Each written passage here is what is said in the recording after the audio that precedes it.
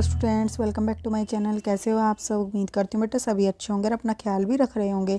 तो बेटा आज हम करने जा रहे हैं अपनी वर्कशीट नंबर 28 डेट की है, यानी कि 28 दिसंबर की है बेटा, इंग्लिश सब्जेक्ट की और 8th क्लास के बच्चों के लिए है। ठीक है, जिसमें हमारा चैप्टर चला हुआ है दिस इज जोड़ीज़ फान। ठीक है, यानी कि बेबी डियर। तो यही कंटिन्यू है बेटा, आज भी हम इसको कंटिन्यू करेंगे। और अगर आपको मेरा समझाया हुआ पसंद आता है तो प्लीज़ वीडियो को लाइक शेयर ज़रूर किया करो। देखो बेटा, यहाँ पर आपसे पहले क्या पूछा गया है, put the sentence in the correct order in the blanks below. ठीक है, तो देखो पहले हम इसको समझते हैं और फिर कोशिश करते हैं इसको अरेंज करने की। The Penny felt hemmed in when Jody's propose to bring the fawn home. तो फान यानी पेनी कौन था बेटा? Penny felt hemmed in. ठीक है, यानी कि जो मतलब कि उसके फादर थे पेनी, वो क्या थे, एकदम से मतलब कि हेम्ड इन यानी कि चकित रह जाते हैं जब जोड़ी क्या कहता है, प्रपोज करता है कि हमें क्या करना चाहिए, फ़ोन को घर पे लाना चाहिए। ठीक है, या फिर एक तरीके से कह सकते हो कि सहमत हो जाते हैं। पेनी जो है उसके फादर, वो तो सहमत हो ही जाते हैं। ठीक है, Millwheel offer to give a right to Jody's to find the fawn. जो मिलविल था उनका जो क्लोज़र था, ठीक है, मतलब कि उनका एक क्लोज़र फ्रेंड नहीं कह सकते उसको, लेकिन उनका एक तरीके से जान पहचान का था, बट क्लोज़र नहीं था। तो उसने क्या किया, उसको बेबी डियर को ढूंढने में जोड़ी की मदद की। फॉन्स मदर वाज किल्ड, जो कि जो बेबी डियर थी वो क्या थी, उसकी मदर जो है मर चुकी थी। ठीक है, जोड़ी सेंट मिलविल बैक, जोड़ी जो है उसने मिलविल को क्या किया, वापस भेज दिया। ठीक है, Jody's mother was stunned at what Jody had said. ठीक है, तो जो जोड़ी की मदर है वो एकदम से चकित रह गई थी जब जोड़ी ने ये कहा कि उसको घर पर लेकर आना। तो हम इसको अरेंज करते हैं। तो देखो पहले क्या आएगा बेटा, हमें यहाँ पर लिखना, पहले कौन सा आएगा, पहले ये आएगा कि क्योंकि क्या था, सबसे पहले जो जोड़ी की जो बेबी डियर था उसकी मदर किल थी, तो पहले थर्ड वाला आएगा। उसके बाद फिर कौन सा आएगा बेटा, जब वो पेनी से कहता है यानी कि अपने फादर से कहता है कि हमें उसको लाना है, तो फिर आएगा फर्स्ट वाला।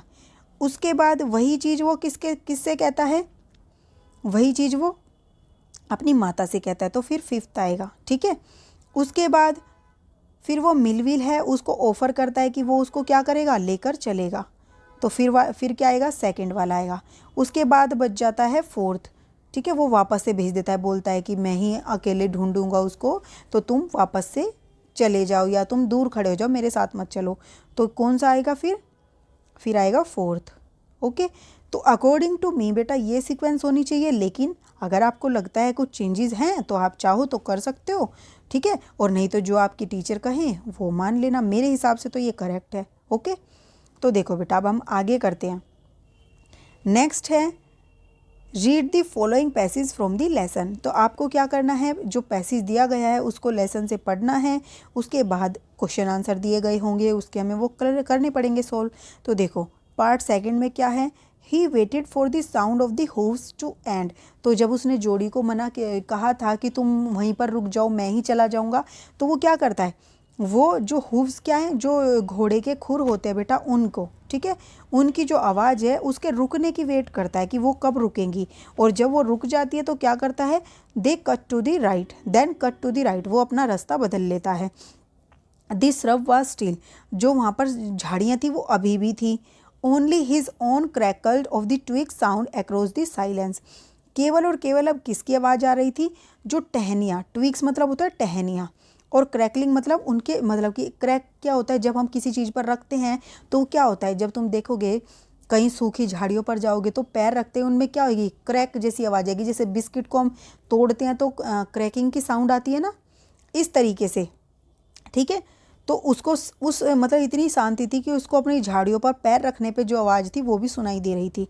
ही wondered for an instant if he had mistaken his direction, और वो एकदम से कुछ क्षण के लिए एकदम से चकित हो गया। जैसे आप कहीं पर जा रहे हो और आपको एकदम से रिमाइंड हो कि कहीं आपने गलत रास्ता तो नहीं ले लिया, तो वही उसको होता है महसूस। ठीक है, then a buzzard rose in front of him. तो ये क्या है बेटा, बजर्ड क्या होती है, ये बाज, ठीक है, जो बड़े बड़े पक्षी होते हैं। ओके, वो क्या करते हैं, उसके सिर के ऊपर क्या होते हैं, उड़ रहे होते हैं। ठीक है, एंड फ्लैप्ड इनटू एयर, और जो एयर है हवा में क्या कर रहे थे, अपने पंखों को ऐसे हिला रहे थे। He came into the clearing under the oaks, और वे क्या कर रहे थे, जो ओक्स है बेटा, ओक्स क्या एक पेड़ है, ठीक है, उसके नीचे वो क्लियरिंग थे, ठीक है, मतलब कि उसके नीचे आ जाते हैं वो।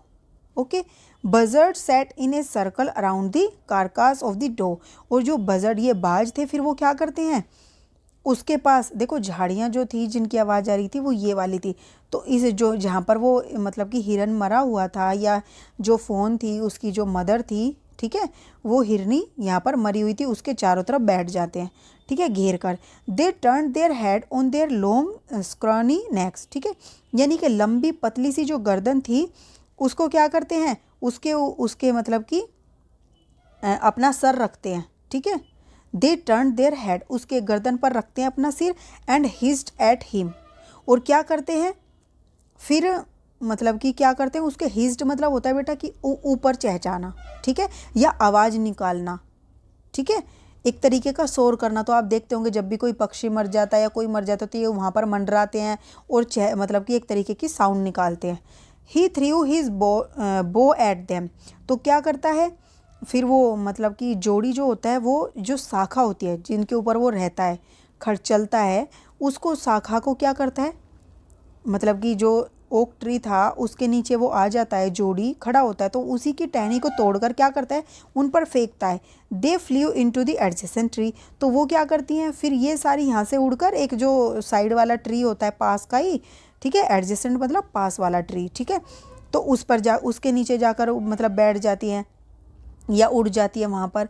This sand showed large cat print but the big cat killed fresh, तो जो रेत था वहाँ का उसमें दिख रहा था कि वहाँ पर बड़े बड़े बिल्ली के पंजे थे, ठीक है, ओके, यानी कि चीते वगैरह के वहाँ पर उसको दिख रहे थे।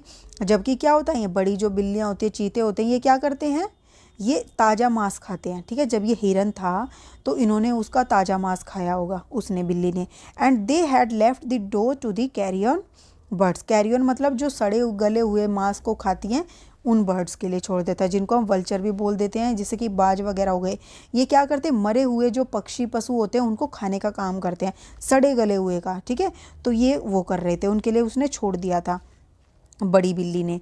ही parted the grass at the place where he had seen the fawn, तो वो क्या करता है, जैसे अपने हाथों से हम हटाते हुए झाड़ियों को आगे बढ़ते हैं या किसी चीज़ को हटाकर आगे बढ़ते हैं, ऐसे ही वो क्या करता है, घास को इधर उधर करके वहाँ पर चला जाता है जहाँ पर उसने फान को देखा था, ठीक है।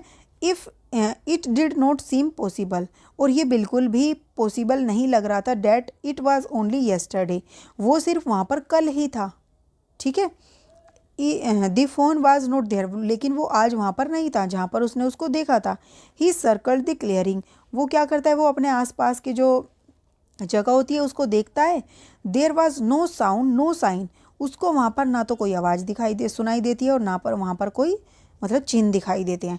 द बजर्ड्स क्लैक्ड देयर विंग्स, ठीक है, तो क्लैक्ड मतलब क्या होता है, एक तरीके से बेटा फड़फड़ाना, कर्कश सी आवाज़ निकालना। तो जो ये बाज थी वो क्या करते हैं, वो तो वेट कर रहे हैं, उसने उड़ा दिए थे वहाँ से, तो वो मतलब अपने जो पंख हैं उनको फड़फड़ाती हैं, और इम्पेशेंट मतलब उतावली होना, to return to their business, यानी कि बिजनेस मतलब क्या कि उसको खाने का कार्य, मांस को खाने के कार्य पर वापस लौटना चाहती थी वो जो भी बाजें थी वहाँ। He return to the spot where the fawn had emerged and dropped on all fours studying the sand for the small hoof prints. अब बेटा वो क्या कर रहा था, जोड़ी वापस उसी स्पॉट यानी कि उन धब्बों को ढूंढना चाह रहा था या पहुंचना चाह रहा था वापस से जहां पर उसने फ़ोन को देखा था एक बार, ठीक है, जहां पर उसने देखा था, और ड्रॉप्ड ऑन ऑल फोर, और वो ढूंढने का कोशिश कर रहा था कि जो उसके पंजे हैं वो उसको दिख जाए वहाँ पर, ठीक है। And studying the sand for the small hoop print, और जो ये छोटे छोटे से हुप प्रिंट है ना उनको ढूंढने की कोशिश कर रहा था कि वहाँ पर दिख जाएं।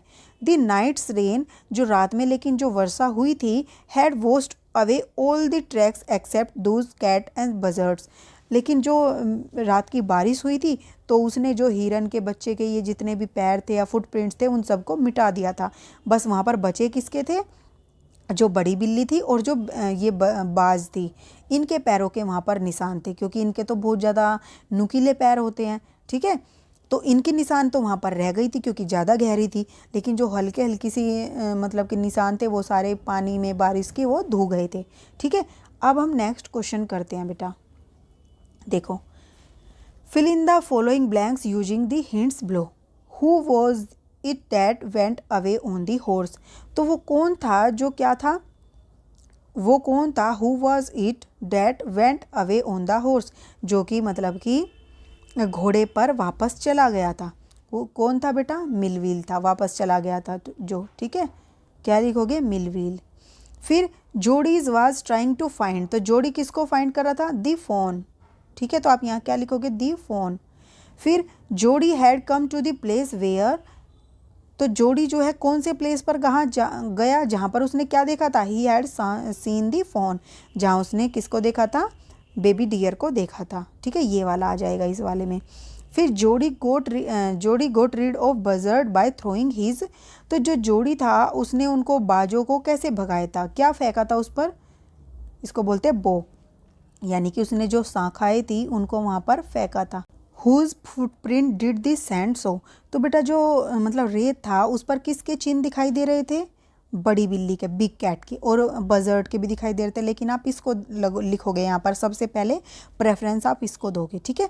फिर what did the buzzard do on seeing जोड़ी, तो जोड़ी को देखने पर उन्होंने क्या किया था, बाज ने हिस्ड एट हिम या रैन आफ्टर हिम, तो जोड़ी को देखने पर बाज ने क्या किया, उसके चारों तरफ मंडराना शुरू कर दिया, तो क्या लिखोगे, हिस्ड एट हिम, ठीक है, ये आप यहाँ पर लिख दोगे।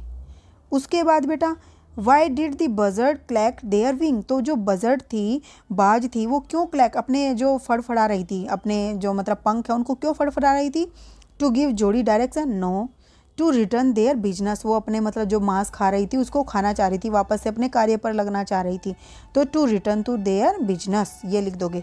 फिर नेक्स्ट क्वेश्चन है, find a word from the above extract which means, अब आपको ऊपर से इन वर्ड्स के नियर बाय वर्ड्स आपको ढूंढने हैं, मतलब कि जिनका मीनिंग सेम ऐसा ही हो जैसा इनका है। नियर बाय मतलब होता है आसपास, ठीक है, तो देखो यहाँ पर हमने पढ़ा था एडजेसेंट, ठीक है, हमने यहाँ पर पढ़ा था कि इनटू एन एडजेसेंट ट्री, यानी कि पास के ही पेड़ पर जाकर बैठ गई वो, या उड़ने लगी उसके आसपास, ठीक है, तो आप यहाँ पर क्या लिखोगे, नियर बाय का एन एडजेसेंट, ठीक है। अब a large branch of tree, large branch of tree मतलब क्या होता है, शाखा, तो शाखा हमने पढ़ी थी, किसको बोला है बेटा यहाँ पर, बो को, ठीक है। तो ये थी बेटा आपकी आज की वर्कशीट, उम्मीद करती हूँ आपको अच्छे से समझ आई होगी। फिर भी कोई डाउट हो तो कमेंट बॉक्स में पूछ लेना बेटा, और अगर आपको कुछ मतलब समझ थोड़ा सा डाउट है तो दोबारा से भी आप इस वीडियो को देख सकते हो, और अगर आपको ये पसंद आई तो प्लीज़ वीडियो को लाइक शेयर जरूर कर देना। इस वीडियो में इतना ही, अपना नेक्स्ट टॉपिक जो हम अपनी नेक्स्ट वीडियो में करेंगे, तब तक के लिए ऐसे हंसते रहिए, मुस्कुराते रहिए, पढ़ते रहिए और आगे बढ़ते रहिए। Thank you.